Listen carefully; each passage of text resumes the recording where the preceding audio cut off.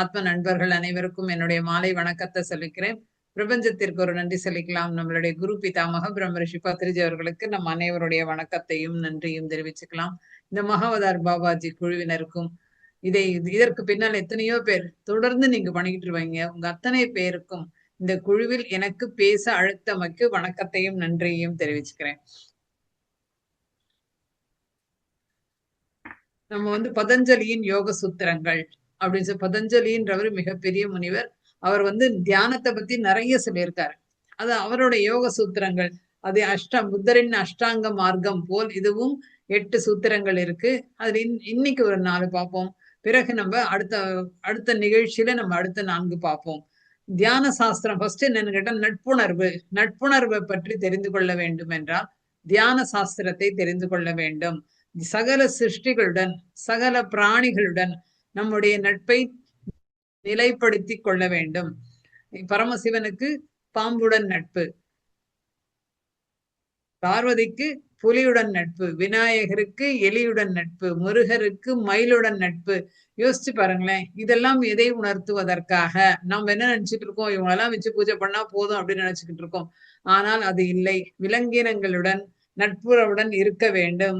B a friend to everybody அப்படிங்கிறார் பத்ரிஜி. அப்போ அது ஞான சாஸ்திரம் தெரிந்து கொள்ள வேண்டும் என்றால் முதலில் நட்புணர்வை தெரிந்து கொள்ள வேண்டும். அடுத்தது மாஸ்டரி அப்படின்றார். மாஸ்டரினா என்னன்னு கேட்டா ஆளுமை திறன். ஆளுமை திறன் எப்படி வரும்னா தியான சாஸ்திரம் இருந்தால்தான் ஆளுமை திறன் என்பதும் கண்டிப்பாக வரும். அந்த தியான சாஸ்திரம் வேண்டும் அப்படின்னு சொன்னா நம்ம அந்த ஆளுமை திறன் தியான சாஸ்திரம் தெரிந்து கொள்ளும் பொழுதுதான் நமக்கு இந்த ஆளுமை திறன் என்பதும் வெளிப்படும். யாரிடம் இந்த ஆளுமை திறன் இல்லையோ அவர்களுக்கு தியான சாஸ்திரம் தெரியவில்லை அப்படின்றதுதான் அர்த்தம். அப்போ அவங்க கிட்ட இந்த சுய கட்டுப்பாடு, செல்ஃப் டிசிப்ளின் என்பதும் கண்டிப்பாக இருக்காது. நம்ம யோசிச்சு பார்க்கணும். அந்த தியானம் இருக்கும் பொழுதுதான், அந்த தியானம் தெரிந்த பிறகுதான் நமக்கு அந்த செல்ஃப் டிசிப்ளின். ஏன்னு கேட்டா இதுக்கு முன்னாடி நம்ம தவறோ சரியோ நினைச்ச நேரத்துல சாப்பிட்டோம், நினைச்ச நேரத்துல தூங்கணும், நினைச்சதை பேசணும், ஏதோ தப்புன்னே நமக்கு தெரியாது. ஆனா அந்த சுய கட்டுப்பாடு அப்படின்றது எப்படி யாருமே சொல்ல வேண்டாம். இப்ப நமக்கே தெரியும். நம்ம எல்லாமே பிரமிட் மாஸ்டர்ஸ். நமக்கு தெரியும் நம்ம எப்படி இருக்கணும், என்ன பேசணும், என்ன கத்துக்கணும், எதை பார்க்கணும், டயத்தை எப்படி ஸ்பெண்ட் பண்ணணும், எப்படி புரிதல் இருக்கணும், இப்படி நிறைய விஷயங்கள் நமக்கு தெரியும். அப்ப நமக்கு சுய கட்டுப்பாடு யாரிடம் இருக்கு அப்படின்னு சொன்னா தியான பயிற்சி இருப்பவர்களிடம் மட்டும்தான் அந்த சுய கட்டுப்பாடு இருக்கும். தியான பயிற்சி இல்லாதவர்களிடம் அந்த சுய கட்டுப்பாடு என்பது கண்டிப்பாக இருக்காது. அப்பயே நம்ம தெரிஞ்சுக்கலாம் நமக்கு தியான பயிற்சி இல்லை அப்படின்றது நமக்கு கண்டிப்பாக தெரிஞ்சுக்கலாம். யோசிச்சு பாருங்க எவ்வளவு அற்புதமான ஒரு விஷயம் இந்த தியான பயிற்சியினால். அதுதான் நம்ம பத்ரிஜி சொன்னதும் அதுதான், தியானத்தினால் ஞானம் அப்படின்னாரு. அந்த அந்த ஞானம் இருக்கும் பொழுதுதான் நம்மளை நாமே செல்ஃப் செக் பண்ணிக்க முடியும். என்னன்னு கேட்டா நம்ம ஞானத்துடன் இருக்கிறோமா, கற்றுக்கொண்ட ஞானத்தை வாழ்க்கையில் நடைமுறைப்படுத்துகிறோமா அப்படின்னு நம்ம தெரிஞ்சுக்கிட்டோம்னு வச்சுக்கோங்களேன். நமக்கு என்ன ஆகும்னா கரெக்டா நம்ம தியான பயிற்சி செய்கிறோம், தியான சாதனை செய்கிறோம் அப்படின்ற ஒரு புரிதல் நமக்கு கண்டிப்பாக இருக்கும். தியான சாஸ்திரம்ன்றது என்ன அப்படின்னு கேட்டா பத்ரிஜி சொல்றார் ரொம்ப அழகா. தியான சாஸ்திரம்னா தியரி, தியான பயிற்சி அப்படின்னா பிராக்டிக்கல். இதுதான் இது ரெண்டுக்கும் உள்ள வித்தியாசம். எக்ஸாம்பிள் என்னன்னு கேட்டா நமக்கு இப்ப சொல்றோம் பிரமிட் வேலி போகணும் அப்படின்னும். பிரமிட் வேலி போகணும் அப்படின்னா முடிஞ்சு போச்சா? எங்க இருக்கு, எந்த ஊர்ல இருக்கு, எந்த மாநிலத்துல இருக்கு, சரி அங்க பெங்களூர் அங்க இருக்குன்னா அங்க போயாச்சுன்னா அங்க எங்க இருக்கு, இவ்வளோ விஷயங்கள் தெரிஞ்சாதான் நம்ம அந்த பிரமிட் வேலிக்கு உடனே நம்ம கூகுள சர்ச் பண்றோம்ல, பிரமிட் வேலி பெங்களூர் அப்படின்னு சொன்னா உடனே தெரியுமா? என்ன மார்க்கத்தின் வழியாக போனால் நமக்கு விரைவாக போக முடியும், எவ்வளவு விஷயங்கள் அதுக்கு முன்னாடி நம்ம கலெக்ட் பண்ணுவோம். அதே போல்தான் நட்புணர்வு என்பதும் அப்படிதான் இருக்கணும். சரி நமக்கு அது தெரியலன்னு வச்சுக்கோங்க, என்ன பண்ணுவோம்? ஒரே இடத்துல சுத்திக்கிட்டு இருப்போம். அட்ரஸ் தெரியலன்னு செக்கு மாடு மாதிரி சுத்திக்கிட்டே இருக்க வேண்டியதான், தெரியாது. இந்த மாதிரி ஒரு புரிதல் நமக்கு வரணும் அப்படின்னு சொன்னா தியான பயிற்சின்றது கண்டிப்பாக தேவை. அதற்கான மார்க்கங்கள் தான் என்னன்னு கேட்டா பதஞ்சலியின் யோக சூத்திரங்கள் அப்படின்னு சொல்றோம். இதுக்கு வழிமுறை தெரிந்து கொள்ளணும் அப்படின்னு சொன்னா பதஞ்சலியின் வாக்கு மூலமாக நாம் தெரிந்து கொள்ள. ஏன்னா தியான பயிற்சி செய்கிறோம். ஆனா நமக்கு வெறும் தியான பயிற்சி மட்டும் போதுமா அப்படின்னு சொன்னா அந்த எப்படி போதும் இல்லையா? அதுதான் நமக்கு என்னன்னு கேட்டா அதற்கான தியான பயிற்சி இருந்து அந்த வழிமுறையை தெரிந்து கொண்டோம். ஆனால் தான் நமக்கு ஒரு ஆன்மா நல்ல பிறப்பெடுத்து வந்திருக்கிறது ஒரு எக்ஸ்பீரியன்ஸ் பண்ணுவதற்காக. ஆன்ம வளர்ச்சி அப்படின்றது எப்படி ஏற்படும் அப்படின்னா, இந்த பதஞ்சலியின் யோக சூத்திரங்கள் 8. இந்த பதஞ்சலி முனிவருக்கு மிகப்பெரிய ஒரு நன்றியும் வணக்கத்தையும் தெரிவிச்சுக்கலாம். அந்த 8 என்ன அஷ்டாங்க மார்க்கம்னா, யமம், நியமம், ஆசனம், பிரத்யாகாரம், பிராணாயாமம், பிரத்யாகாரம், தாரண, தியான, சமாதி. இந்த 8 தான். மறுபடியும் சொல்றேன். யமம், நியமம், ஆசனம், பிராணாயாமம், பிரத்யாகாரம், தாரணம், தியானம். அடுத்தது சமாதி கடைசியில்.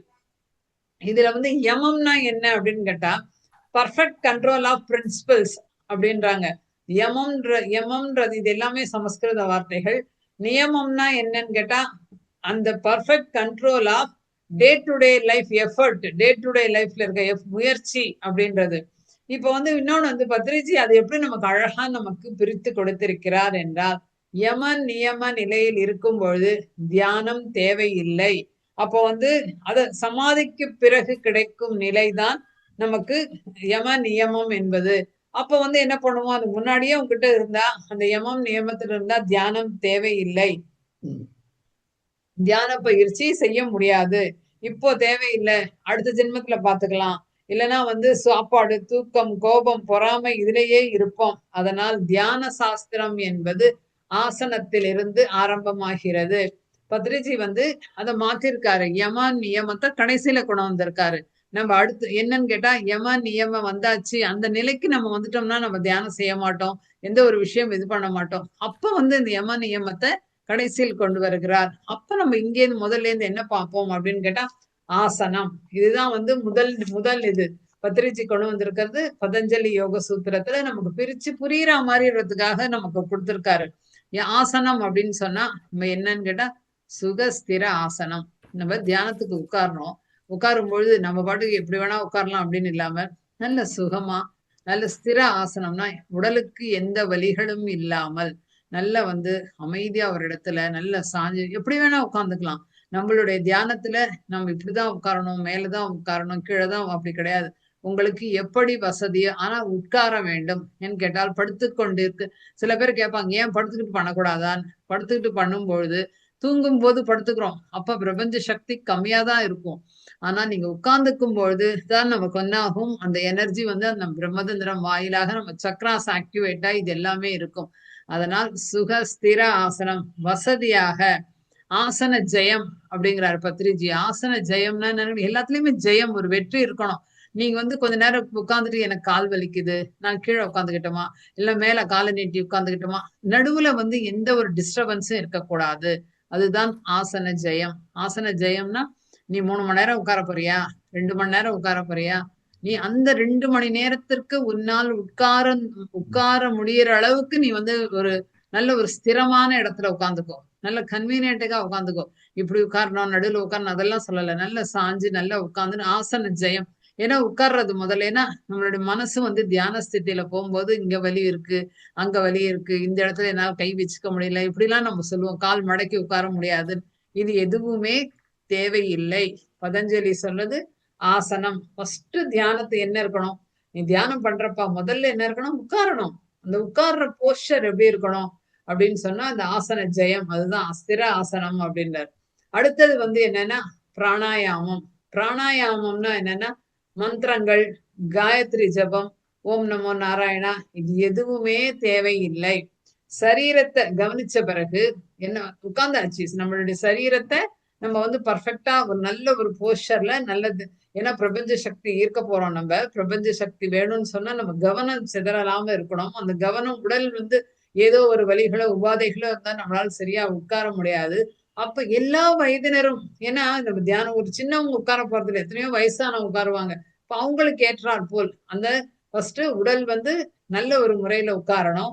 அப்ப வந்து அந்த சரீரத்தை கவனிச்ச பிறகு என்ன, சுவாசத்தில் மேல் கவனம். இதுதான் பிராணாயாமம். என்னன்னு கேட்டா மந்திரங்கள் ஜபங்கள் எதுவுமே தேவையில்லை. மகான்களையோ குருமார்களையோ கடவுளையோ நண்பர்களையோ உறவினர்களோ யாரையுமே நம் தியானத்தின் பொழுது நினைக்க தேவையில்லை. நம்மளுடைய மூச்சின் மேல் கவனம், உள்ள போற மூச்சு வெளியில வர மூச்சு, அதை மட்டும் தொடர்ந்து கவனிக்க வேண்டும். எனக்கு என்னன்னு கேட்டா சுவாசத்தை கட்டுப்படுத்துவதோ நிறுத்துவதோ பிராணம் அதுக்கு வந்து மூச்சு பயிற்சியோ இது எதுவுமே தேவையில்லை. பதஞ்சலி என்ன சொல்றாரு அப்படின்னா, சுகமான ஆசனம் சுகமய பிராணாயாமம். சுகமய பிராணாயாமம்னா நீ அமைதியா கண்ணை மூடி நம்மளுடைய சுவாசத்துடனே கவனித்துக் கொண்டிருப்பது. நம்ம உள்ள போற மூச்சு வெளியில வர மூச்சு மிருதுவான கவனிச்சு பாருங்களேன். நீங்க எண்ணங்கள் வரும் நமக்கு தியானம் பண்ணும்பொழுது. அப்ப நீங்க திருப்பி நீங்க கவனிச்சு பாருங்க. நம்மளுடைய உள்ள போற மூச்சு வெளியில வர மூச்சு இதை மட்டும் நாம் தொடர்ந்து கவனிக்கும் பொழுது விஸ்வசக்தி ரொம்ப அபரிமிதமாக இருக்கும். இந்த தியானத்திற்கு பெயர்தான் புத்தர் ஆனாபானாசதி என்றார். 2500 வருடங்களுக்கு முன்னால 500 குருமார்களை போய் தேடி நமக்கு நிறைய இது நம்ம கேட்டிருப்போம். புத்தர் கண்டுபிடித்தது இந்த ஆனாபானாசதி தியானம். இந்த இதுக்குள்ள வந்து என்னன்னு கேட்டா அதுதான் நம்ம பிஎஸ்எஸ்எம்ல என்ன சொல்றோம் அப்படின்னா சுவாசத்தின் மேல் கவனம் அப்படிங்கிறோம். நம்ம எப்பயுமே இந்த சுவாசத்தை கவனிச்சிருக்கோமா அப்படின்னு சொன்னா கண்டிப்பா நம்ம கவனிச்சிருக்க மாட்டோம். நமக்கு வந்து அதுதான் வந்து அவர் சொல்வது என்னன்னா நீ சுவாசத்துடன் இணைஞ்சிரு. நம்ம அலாரம் வைக்கிறோம் எந்திரிச்சிருவோம் அப்படின்னு காத்தால எழுந்துக்கும் போது அந்த சுவாசத்திற்கு நன்றி சொல்றோமா யோசிச்சு பாருங்க. எப்பயுமே எந்த ஒரு நேரத்துல கூட நீங்க தியானம் பண்ணும் பொழுது மட்டும் அல்லாமல் எல்லா நேரத்திலையும் நீங்க வந்து அந்த சுவாசத்தை கவனிச்சுக்கிட்டே இருக்கும் பொழுது என்ன ஆகணும் வேறு எண்ணங்கள் வராது. இதுதான் ஒரு முக்கியமான ஒரு விஷயம். எந்த ஒரு எண்ணங்கள் வந்து வரவே வராது. திருப்பி திருப்பி எண்ணங்க ஏன்னா நம்ம உட்கார்ந்துருப்போம் எதையோ யோசிச்சுக்கிட்டு இருப்போம். அந்த யோசனைகள் அந்த எண்ணங்களால என்ன பண்றோம்னா நம்ம வந்து ஆற்றலை இழக்கிறோம். இது வந்து நமக்கு நல்லா புரிஞ்சுக்கணும். இந்த எனர்ஜி அப்படின்றது கண்டிப்பாக இருக்காது. அப்ப வந்து நம்ம என்ன பண்ணணும் அப்படின்னு சொன்னா சுவாசத்தின் மேல் கவனம். இதுதான் பிராணாயாமம் அப்படின்றாரு. இதுல வந்து ஆசனம் பிராணாயாமம் பிரத்யாகாரம் இது எல்லாமே எப்படின்னு தெரியும்னா தியான பயிற்சி செய்யும் பொழுதுதான் தெரியும். இந்த தியான பயிற்சி செய்யும் பொழுது இன்னும் என்ன தெரியும்னா 3 விஷயங்கள் தெரிய வரும் அப்படிங்கிறார் பதஞ்சலி மகாமுனிவர். என்னன்னு கேட்டா சகல பிராணிகளுடன் நட்பு முதல்ல. இது முதல்ல நம்ம தெரிஞ்சுக்கணும்ல. நம்ம அந்த விலங்கை கொன்று சாப்பிடுறோம். அப்ப எவ்வளவு ஒரு பாவமான ஒரு விஷயம். ஒரு நட்பு அப்படின்னு சொல்லும் பொழுதெல்லாம் எதற்காக சொல்வதுன்னா சாமியெல்லாம் நம்ம நட்போட இருக்கா விலங்கினங்களுடன் நம்மளும் நட்புடன் இருக்க வேண்டும் என்பதை புரிய வைப்பதற்காகத்தான் அது. அந்த விலங்கினங்களுடன் கூட நட்பாக இருக்க வேண்டும். எவ்வளவு அழகா அதை தடவி கொடுங்க அது அவ்வளவு அழகா சந்தோஷப்படும் நம்ம கிட்ட அப்படின்னு. அதுக்கப்புறம் வந்து அப்படி நீ இருக்கும் பொழுது உன்னுடைய மாஸ்டரி அதாவது ஆளுமை திறன் வெளிப்படும். பிராணாயாமம் பண்ணி நீ வந்து அந்த விலங்கினங்களுடன் நட்புறவுடன் இருக்கும் பொழுது என்ன ஆகும்னா 3வது அப்பதான் நமக்கு தெரியும் அகம் பிரம்மாஸ்மி நானே கடவுள் அப்படின்ற ஒரு புரிதல் வந்து எப்ப கிடைக்கும் அப்படின்னு சொன்னா இந்த பிராணாயாமத்துல உட்காரும் பொழுது நமக்கு வந்து நல்ல ஒரு நல்ல ஒரு எனர்ஜியோட வரும்பொழுது நமக்கு என்ன தெரியும் இல்லப்பா நானே கடவுள் அகம் பிரம்மாஸ்மி எனக்குள் இறைவன் இருக்கிறான் என்ற ஒரு புரிதல் வந்து அப்பொழுது தெரியும். அடுத்தது 3வது என்ன அப்படின்னு கேட்டா பிரத்யாகாரம் அப்படிங்கிறாங்க. என்ன பிரத்யாகாரம் அப்படின்னு சொன்னா நம்மளுடைய கண்கள் மூலம் நம்மளுடைய கால்கள் மூலம் 10% ஆற்றல் வெளியில் போகும். கைகள் மூலம் 10% ஆற்றல் வெளியே போகும். கண்கள் மூலம் 80% ஆற்றல் வெளியே போகும். யோசிச்சு பாருங்க எவ்வளவு எப்படி இருக்குல்ல. நீ சாதாரணமா உட்காரும் போதே நீங்க கண்ணை மூடி உட்காருங்க. எனர்ஜி வந்து சேவ் ஆகும் காக்கப்படும். அதே நேரத்துல கண்ணை மூடி நீ தியானம் செய்யும் பொழுது எனர்ஜி அதிகமாகும் ஆற்றல் அதிகமாகும். அப்ப அந்த கண்கள் நம்ம எவ்வளவு வேஸ்ட் பண்றோம். அந்த கண்களை வச்சுட்டு நம்ம மொபைல்ல எவ்வளவு பாக்குறோம். தேவையான விஷயம் இருக்கு. இந்த மொபைல் மூலமாகவும் டிவி மூலமாகவும் நிறைய விஷயங்கள் வந்து கண்டிப்பா நமக்கு நல்லது இருக்கு. ஆனால் நம்ம நல்லவற்றை விட தேவையில்லாத விஷயங்களை பார்த்து கொண்டிருக்கிறோம். அப்ப நம்ம என்ன சொல்லுவோம் நீங்க சொல்றீங்க நான் நல்லா தியானம் பண்றேன் ஆனாலும் ஏன் எனக்கு எனர்ஜி இல்லை அப்படின்னு கேட்கும்பொழுது எங்க நம்ம தப்பு பண்றோம். நமக்கே தெரியாம உட்கார்ந்து 80% ஆற்றல் கண்கள் வழியாக போகுதுன்னா அந்த கண்கள் நமக்கு கிடைச்சிருக்கு. அதை பார்க்கறது மூலம் அந்த கண் தெரியாதவனுக்கு யோசிச்சு பாருங்க. அப்ப எவ்வளவு அருமையா அவனுக்கு தெரியும். அப்ப நமக்கு கண்கள் அவ்வளவு அழகா கொடுத்திருக்காரு. அப்ப நல்லவற்றை மட்டும் பார்க்க வேண்டும். தேவையில்லாத நேரங்களில் நமக்கு ஒண்ணும் வேலை இல்லையா கண்ணை மூடி அமைதியா உட்கார்ந்து இருப்போம் அப்படின்றது நம்ம ஏன்னு கேட்டா ஆற்றலை சேமிச்சு வச்சுக்கணும். ஆற்றலை வர வச்சுக்கணும் நிறைய. தியானத்தின் மூலம் பண்ணும்போது சாதாரண நேரங்கள்ல கூட கண்ணை மூடி அமைதியா உட்கார்ந்து கொண்டு இருப்போம். அப்ப வந்து என்னன்னு கேட்டா நமக்கு அது மூளையில தோன்றும் எண்ணங்கள் வந்து நிறைய அந்த தோன்றும் பொழுது என்ன ஆகும்னா நிறைய சக்தி வந்து நமக்கு வெளியில போய்கிட்டே இருக்கும். அதை வந்து நான் என்ன பண்ணணும்னா சமப்படுத்த வேண்டும். எண்ணங்கள் வந்துகிட்டே இருந்தா சரி வரட்டும் வரட்டும் வரட்டும்னு சொன்னா அப்ப எங்க உங்களுக்கு கேப் இருக்கு? ஒண்ணுமே இல்லை இல்லையா? அப்ப அந்த எண்ணங்கள் வந்துகிட்டே இருந்ததுன்னா அதை வந்து எண்ணங்களை கூட நம்ம வந்து சரியான எண்ணங்களாக மித ஆலோசனா நிர் ஆலோசனா அப்படிம்பாரு பத்ரிஜி. யுக்த ஆலோசனா அப்படிம்பாரு. என்னன்னு கேட்டா அந்த எண்ணம் கூட சரியான எண்ணமாக இருக்க வேண்டும். நான் நினைக்கிறது யாருக்கு தெரிய போகுது அப்படின்னு சொல்லிட்டு ஏதோ தாறுமாறான எண்ணங்கள் வைத்துக் கொண்டோம்னா நம்மை விட மேல ஒரு இறைசக்தி இருக்கு, அதை நம்ம பார்த்து கொண்டுதான் இருக்கிறது அப்படின்றது புரியணும். அதுதான் செல்ஃப் டிசிப்ளின். எண்ணம் வரும் வரும் எல்லாருக்கும் வரும். ஆனால் ஆரம்ப நிலையிலேயே அந்த எண்ணத்தை நம்ம கட் பண்ணிட்டு வேண்டாம் இந்த எண்ணம் எனக்கு தேவையில்லை. நீங்க யோசிச்சு பாருங்க, நம்ம வந்து மகாவதார் பாபாஜி குரூப்ல இருக்கோம். இந்த பாபாஜி எனர்ஜி வேணுமா நமக்கு? இல்லைன்னா தேவையில்லாத நம்மளுடைய நெகட்டிவ் எனர்ஜி இருக்கிற மக்கள் வேணுமா? அவங்களோட எண்ணங்கள் வேண்டுமா? அவங்களோட விஷயங்கள் வேணுமா? நம்ம யாரோட கனெக்ட் ஆக போறோம்? இந்த ஆன்மா பிறப்படுத்து வந்திருப்பது நல்ல விஷயங்களை கற்றுக்கொள்வதற்காக. அப்ப நம்ம வந்து எப்படி இருக்கணும்? யார் வேணும் நமக்கு? யாரோட எனர்ஜி வேணும்? எத்தனை மாஸ்டர்ஸ், ஆஸ்ட்ரல் மாஸ்டர்ஸ் இருக்காங்க, யாரோட எனர்ஜி வேணும் நமக்கு? நமக்கு அந்த மாதிரி எனர்ஜி வேணுமா? இல்லைன்னா நம்ம தேவையில்லாத விஷயங்களை யோசிச்சு யோசிச்சு யோசிச்சு நம்மளுடைய ஆற்றலை இழக்கிறோம். நம்ம என்ன பண்ணுவோம்? எண்ணங்கள் தானே அப்படின்வோம். அப்படி கண்டினியூஸா யோசிச்சு பாருங்க, நமக்கே தலை சுத்தும். அந்த மன ஆரோக்கியம் அப்படின்றது கண்டிப்பாக இருக்காது. சரியான யோசனை இருக்க வேண்டும், அதே சரியான எண்ணம் இருக்க வேண்டும், அதே போல் அளவான எண்ணம் இருக்க வேண்டும். தேவையே இல்லை, முடிஞ்சு போய் 10 வருஷத்துக்கு முன்னாடி அதை மைண்ட்ல போட்டுக்கிட்டு அதையே யோசிச்சுட்டு இருக்கிறது, இல்லைன்னா வரப்போறதை பத்தி நாளைக்கு இருக்கட்டும், நாளைக்கு வரும்போது வரட்டுமே, எப்பயுமே நிகழ்காலத்தை பத்தி யோசிப்போமே. நிகழ்காலத்தில் அந்த எண்ணம் கூட நமக்கு வந்து அளவான எண்ணமாக இருக்க வேண்டும் அப்படிம்பார் பத்ரிஜி. அதே மாதிரி நிர் ஆலோசனா. நிர் ஆலோசனான எண்ணமற்ற நிலை. எண்ணம் இல்லாம இரு. அந்த எண்ணத்தை வந்து நீ கொண்டு போ. நமக்குள்ள வரும்போதே அதை அப்படி வெளியில அமிச்சிடுங்க. வேண்டாம் எனக்கு இந்த எண்ணம். மூளை கிட்ட பேசுங்க, மைண்டு கிட்ட பேசுங்க, இந்த எண்ணம் எனக்கு தேவையில்லை, இதனால எனக்கு என்ன பிரயோஜனம்? ஏன்னு கேட்டா நெகட்டிவ் என்டர் ஆக ஆக ஆக என்ன ஆயிடும்னா நமக்கு எப்ப பாரு ஏன் டயர்டா இருக்கும், எப்ப பாரு ஏன் ஏதோ கஷ்டம், தேவையில்லாத விஷயங்களை வந்து புலம்பிக் கொண்டிருப்போம். இதுதான் பதஞ்சலி என்ன சொல்றாங்க, யோக சித்த விருத்தி நிரோதக அப்படிங்கிறாரு. யோக சித்த விருத்தி நிரோதக. யோகம் என்றால் என்ன பண்ணும் அப்படின்னா மூளையில் ஏற்படும் எண்ணங்களை கட்டுப்படுத்துவது. எப்படி கட்டுப்படுத்த முடியும் அப்படின்னா அதுதான் தியான யோகம். தியானம் யோகம்னாலே இணைதல். தியான யோகம்னா தியானத்தினால அந்த எண்ணங்களை நம்ம கட்டுப்படுத்த வேண்டும். இது எப்படி கட்டுப்படுத்தும்னா எண்ணங்கள் வரும், அப்ப நம்ம என்ன பண்ணணும், நம்ம சுவாசத்தின் மேல் அந்த கவனத்தை கொண்டு வரணும். நம்முடைய உள்ள போற மூச்சு, வெளியில வர மூச்சு, எனக்கு இது போதும், எனக்கு நல்ல விஷயங்கள் வேணும் அப்படின்னு. அப்ப பிராணாயாமம் மூலயமாக நமக்கு என்ன ஆகும், அந்த எண்ணங்கள் கட்டுப்பட ஆரம்பிக்கும். கொஞ்சம் கொஞ்சமா ஆரம்ப நிலையில ரொம்ப கஷ்டம்தான். ஆரம்ப நிலையில எக்கச்சக்கமா இருக்கு. ஏன்னா நம்ம எண்ணங்கள் குவியல்களோட இருக்கோம். நம்ம எண்ண குவியல்கள், அது நல்லது கெட்டது, தேவையானது தேவையில்லாது எத்தனையோ எண்ணங்கள். அந்த எண்ணங்கள் எங்கேயோ போயிட்டு இருப்போம். நம்ம அதை கட்டுப்படுத்த கற்றுக்கொள்ள வேண்டும் முதல்ல. அப்போ வந்து என்ன வரும்பொழுது என்ன ஆகும், நிறைய சரி நம்ம நிறைய தியான பயிற்சி பண்ணி நம்ம எண்ணங்களை கட்டுப்படுத்தும் பொழுது அப்ப வந்து என்ன ஆகணும், நம்மளுடைய அந்தர்முக சமாராத்தியா, உள்முகம் நமக்கு தெரியும். இல்லைன்னு வச்சுக்கோங்க, வெளியில விஷயங்களே திருப்பி திருப்பியும் சொந்தம் பந்தம், நம்மளுடைய பசங்க, ஆபீஸ், உலகாய விஷயங்கள். உலகாய விஷயங்கள் தேவை. நாம் வந்து இந்த வாழ்க்கையில நம்ம ஒரு எக்ஸ்பீரியன்ஸ் செய்வதற்காக வரும்பொழுது அந்த உலகாய விஷயங்கள் தேவை. ஆனா எப்ப பாரு என்ன பண்ணுவோம், அதுலயே லயிச்சு இருப்போம்.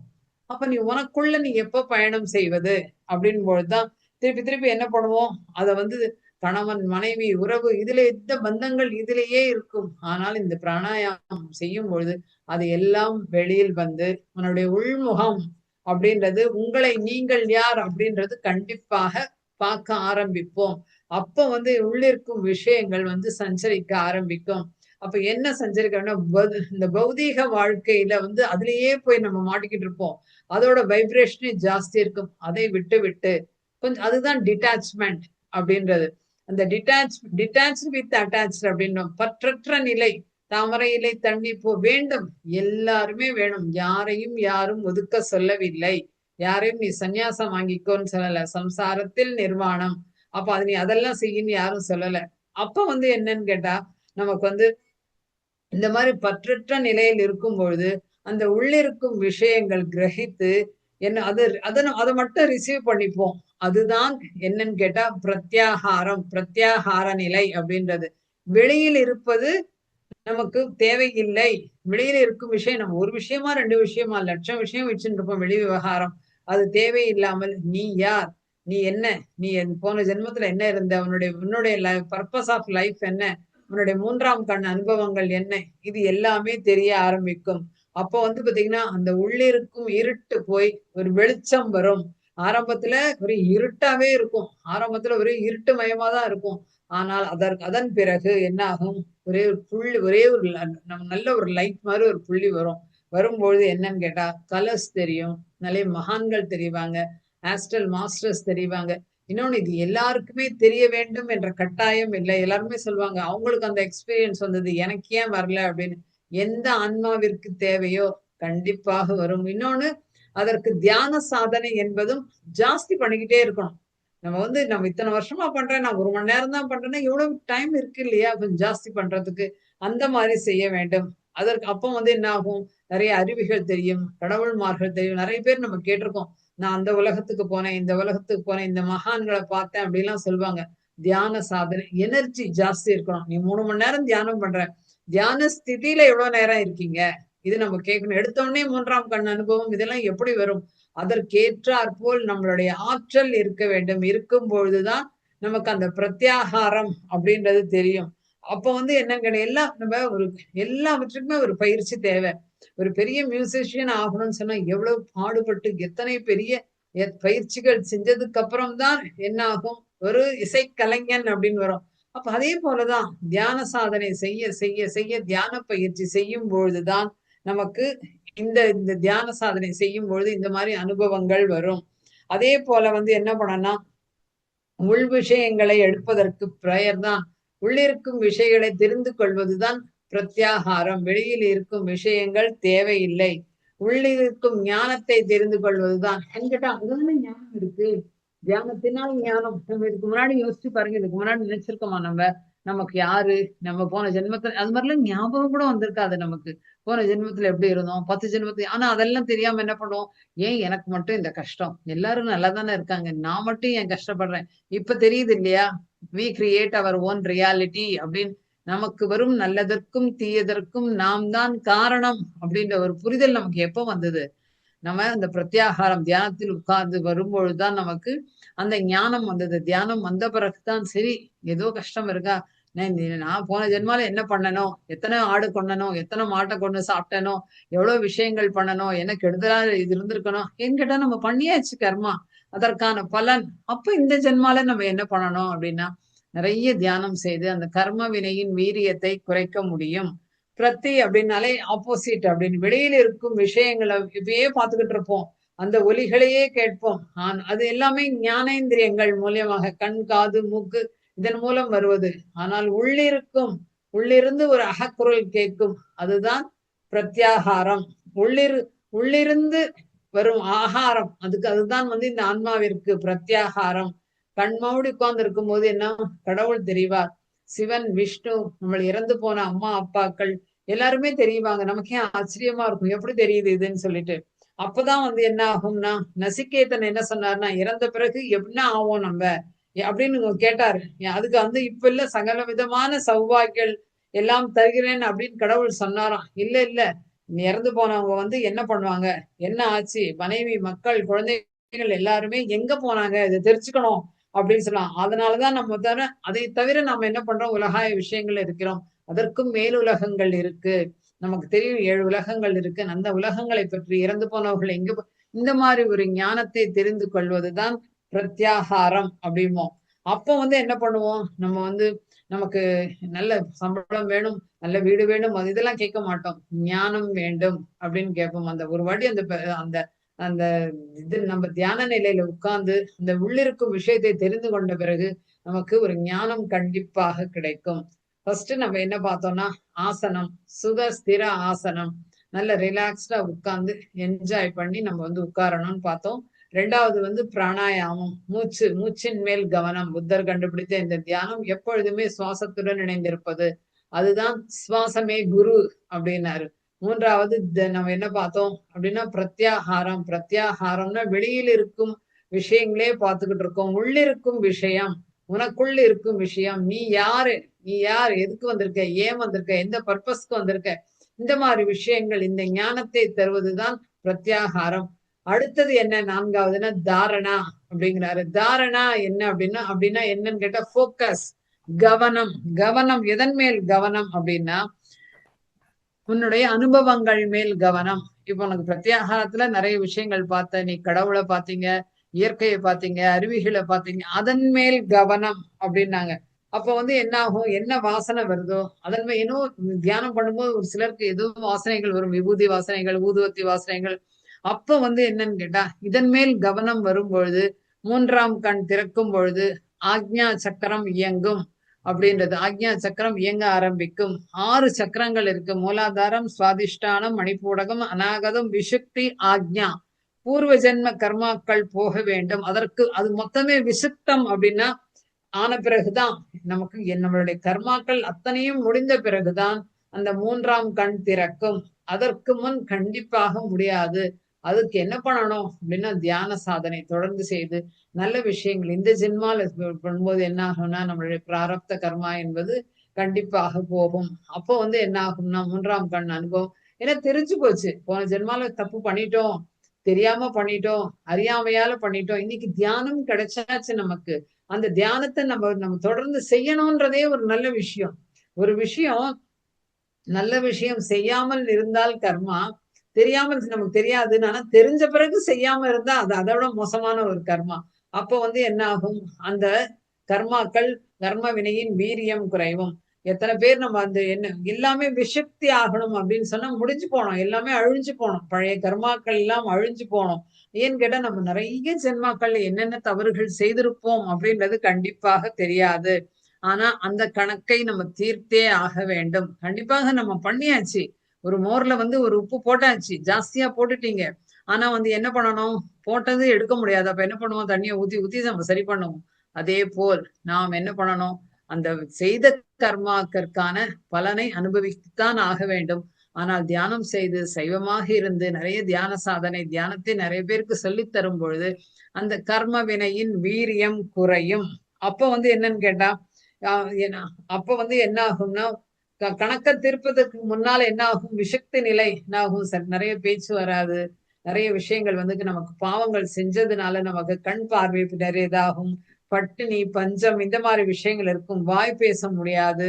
அப்ப இருக்கும். அப்ப வந்து பாப விமோசனத்திற்கு விஷக்தி அடுத்ததாக ஆக்ஞா மூன்றாம் கண் திறக்கும் பொழுது நம்ம மூக்கு என்னன்னு அதுதான் பத்ரிஜி சொல்றாரு, மூக்கே வந்து பிரமிட் ஷேப்ல தான் இருக்கு. அப்போ பிரமிடில் சுவாசம் அப்படி அதான் சுகமய பிராணாயாமம். மூன்றாம் கண் திறந்து பிரத்யாகாரம் கிடைக்கும் பொழுது அதன் மேல் கவனம்.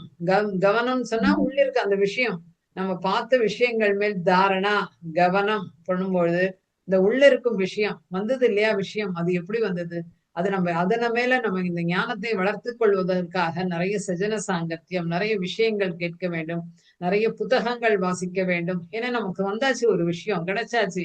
அப்ப அந்த ஞானத்தை நம்ம அபிவிருத்தி பண்ணிக்கணும், நிறைய ஜாஸ்தி பண்ணிக்கணும். அப்ப இந்த மாதிரி விஷயங்கள் அந்த டயத்தை வேஸ்ட் பண்ணாம நம்ம உட்கார்ந்து செய்தோமானால் கவனிப்பது, அதுதான் போக்கஸ், அதுதான் தாரணா. உள்ளிருக்கும் விஷயங்கள் மேல் கவனம் அப்படின்றது. உள்ளேந்து நம்ம என்ன தெரிஞ்சுதோ அதன் மேல் கவனம் இருப்பதுதான் தாரணா அப்படிங்கிறாரு. ஆசனம், பிராணாயாமம், பிரத்யாகாரம், தாரணா, எவ்வளவோ விஷயங்கள் இருக்கு. நமக்கு யோசிச்சு பாருங்க. இந்த பதஞ்சலி வந்து எவ்வளவு அழகா சொல்லியிருக்காரு. அத வந்து நம்மளுடைய பத்ரிஜி வந்து எவ்வளவு வந்து பிரிச்சு பிரிச்சு அழகா நமக்கு புரியிறாப்புல சொல்லியிருக்காரு. அந்த அந்த இது வரணும் அப்படின்னு சொன்னா தொடர்ந்து தியானம் செய்ய வேண்டும். இந்த 4 தான் நம்ம இந்த வாரம் பார்க்கலாம் இருந்தோம். மீதி அடுத்த 4 நம்ம அடுத்த வாரம் கண்டிப்பாக பார்க்கலாம். இதுல ஏதாவது உங்களுக்கு சந்தேகங்கள் இருந்தால் நீங்க கேட்கலாம். இவ்வளவு நேரம் பொறுமையா இருந்து கேட்டதற்கு மிக்க நன்றி.